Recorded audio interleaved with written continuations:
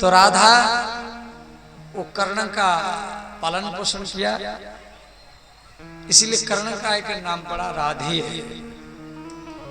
एक तो राधा भगवान कृष्ण की स्वामिनी है,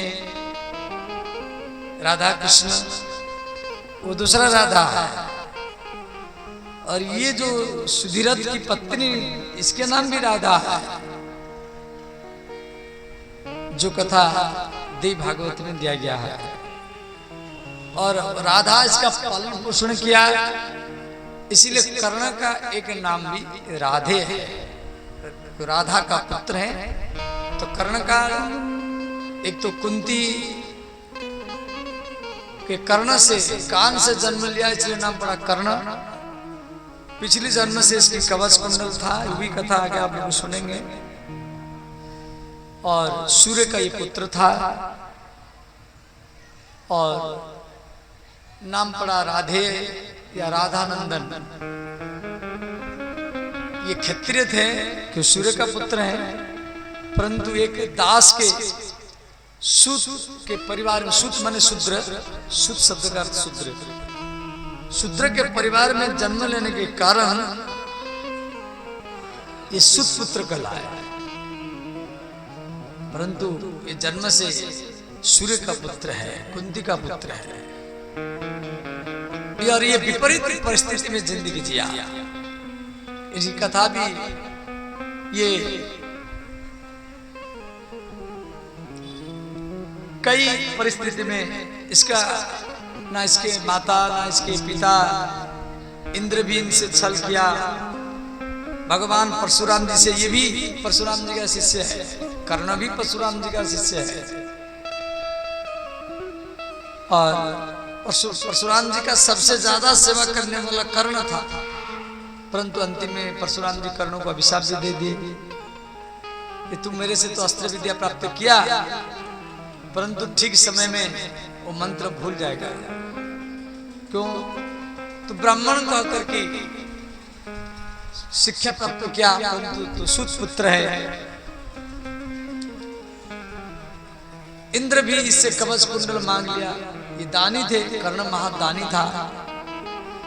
अब बताओ, इसका जो कवच था छाती में चिपक कर था, ये नहीं बाहर से चमड़ा में, और वो चमड़ा को काट करके कुंडल इसका कान में सेट था, ये नहीं बाहर से कुंडल लगाया हो, वो कुंडल को कान से निकाल करके और वो इंद्र को दान कर दिया।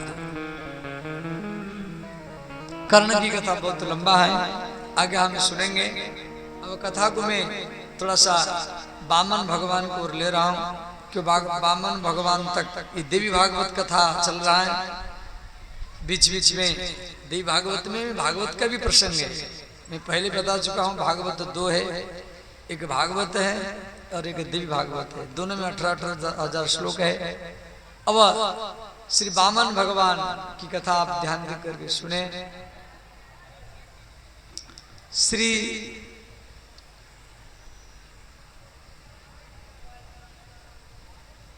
भगवान दुर्वासा वैकुंठ से भगवान के माला को प्राप्त करके वो पृथ्वी पर आ रहे थे। रास्ता में इंद्र मिला, तो इंद्र के गला में ये माला को डाल दिए। देखो, हम जो भगवान को देते हैं उसका नाम है माला, और भगवान से जो हमको मिलता है उसका नाम है प्रसाद माला। हम जो भगवान को देते हैं उसका नाम है भोग, और भगवान से जो हमको मिलता है उसका नाम है प्रसाद। प्रसाद को बांट कर खाना चाहिए, प्रसाद को अकेला खाना नहीं चाहिए। प्रसाद को जो अकेला खाता है वो गरीब बनता है, और प्रसाद को जो बांट कर खाता है वो समाज में धनवान ही बनता है। प्रसाद को जितना बांटेंगे इतना धन बढ़ेगा। तो ये प्रसाद माला को पैर करके आ रहे थे, रास्ता में इंद्र मिले तो इंद्र के गला में डाल दिए। इंद्र क्या किया, वो माला को लेकर के ऐरावत हाथी के सूंड में डाल दिया। ऐरावत हाथी इसको कुचल दिया।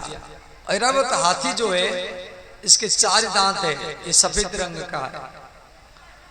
तो दुर्वासा ऋषि इंद्र को अभिशाप दिए कि तू स्त्रीहीन हो जा, संपत्तिहीन हो जा।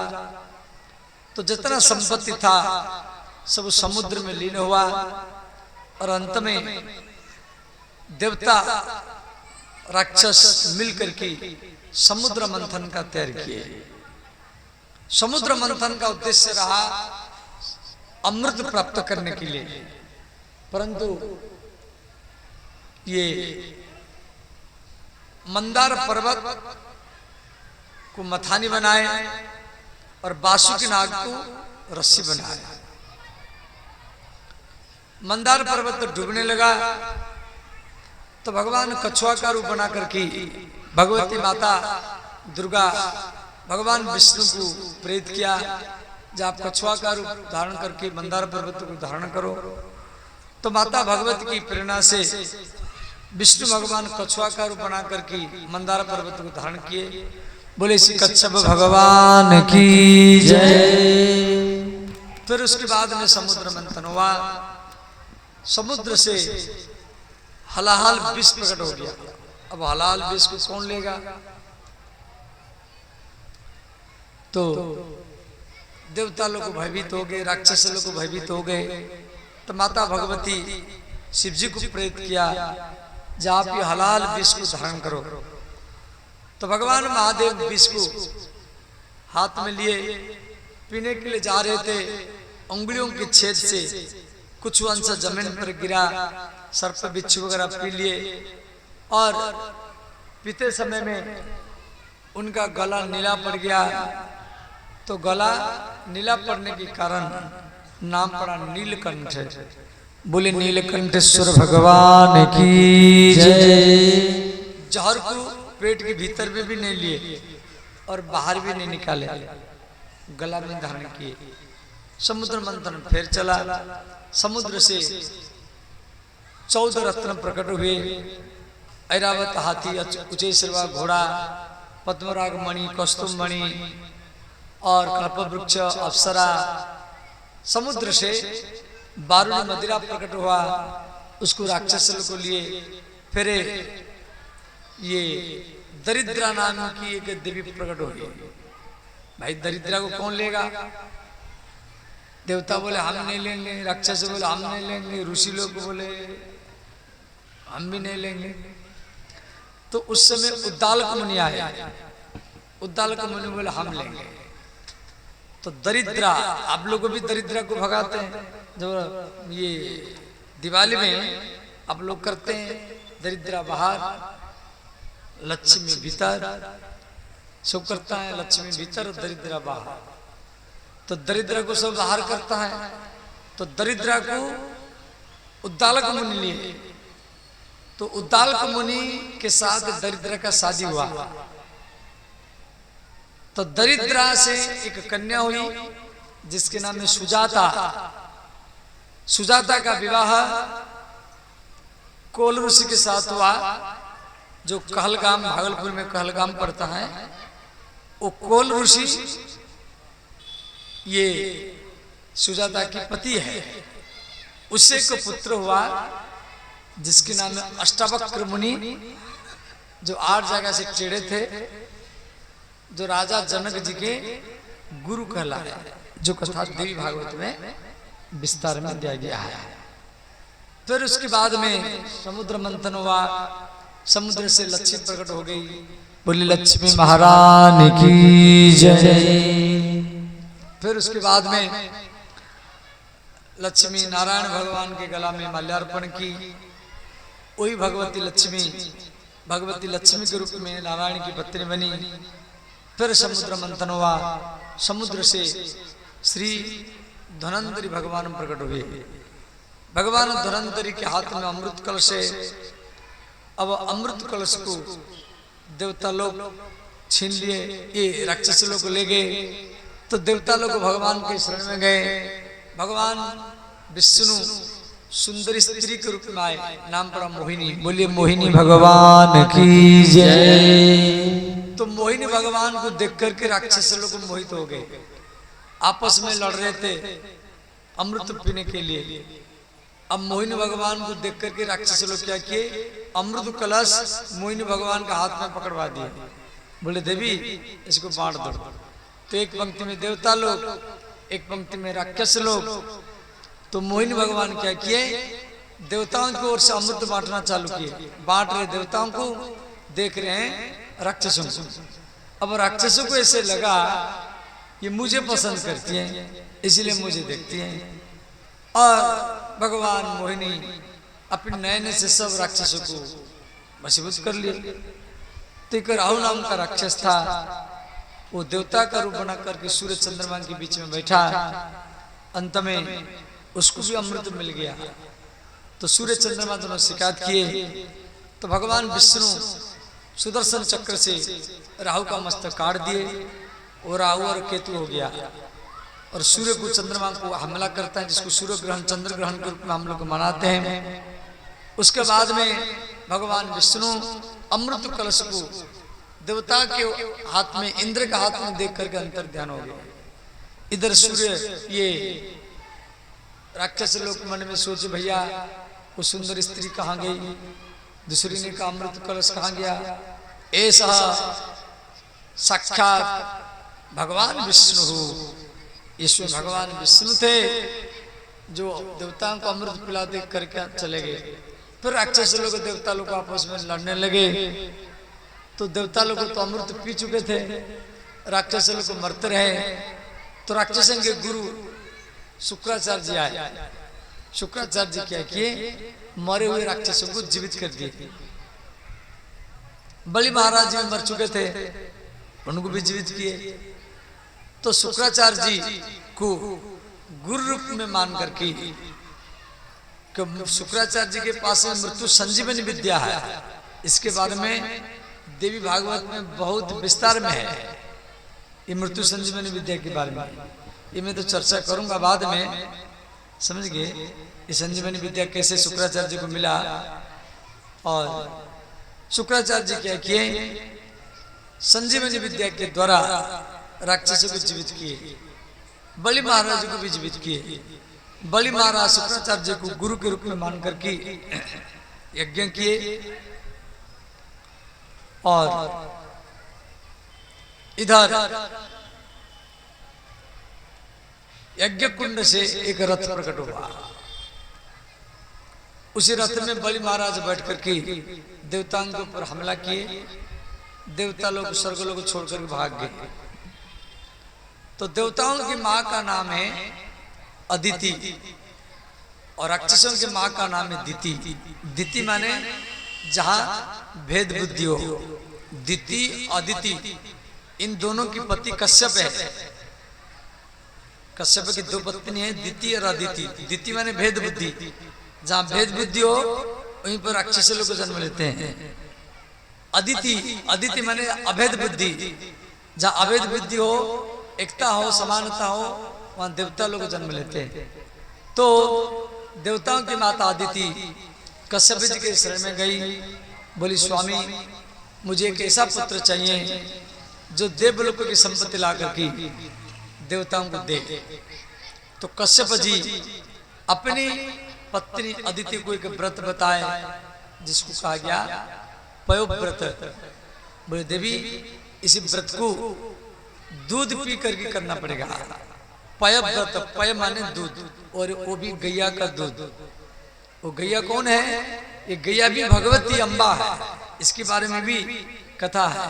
गो माता, इसमें भगवती दुर्गा ही गो माता के रूप में रहती है। तो गैया का दूध पी करके ये 12 दिन का व्रत करना पड़ेगा, जमीन पर सोना पड़ेगा, ब्रह्मचर्य में रहना पड़ेगा, और 12 दिन तक देवी भागवत कथा श्रवण करना पड़ेगा। तो अदिति माता ऐसे किया और इस प्रकार 12वां दिन श्री भगवान प्रकट हुए। तो अदिति को बोले क्या चाहिए? तो माता अदिति ने कहा मुझे आप जैसा पुत्र चाहिए। तो भगवती के प्रेरणा से भगवान विष्णु अदिति माता के गर्भ में आए। भाद्र मास शुक्ल पक्ष द्वादशी को अदिति माता के गर्भ से श्री वामन भगवान का जन्म हुआ। बोले श्री वामन भगवान की जय, अदिति माता की जय।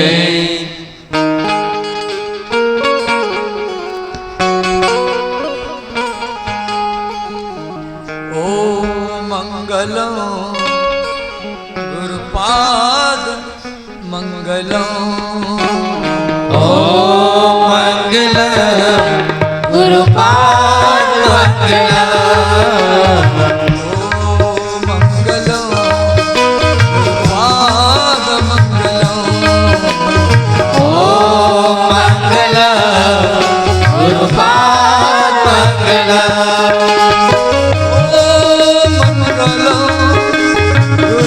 गुरुपाद मंगलम, ओ मंगलम गुरुपाद मंगलम, ओ मंगलम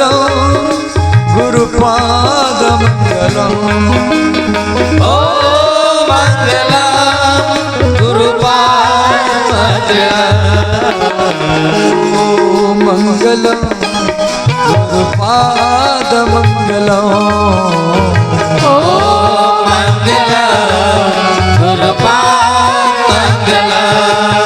सब गाइए, दोनों हाथ उठा कर गाइए।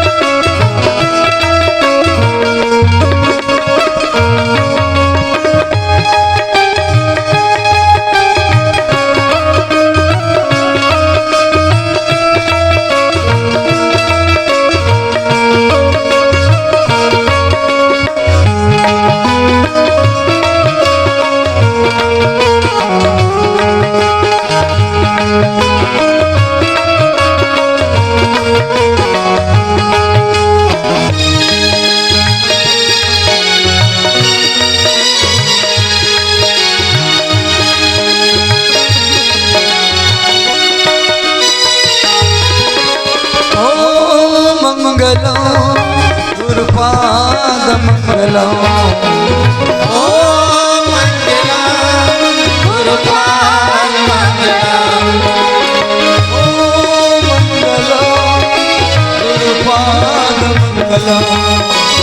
ओ मंगलम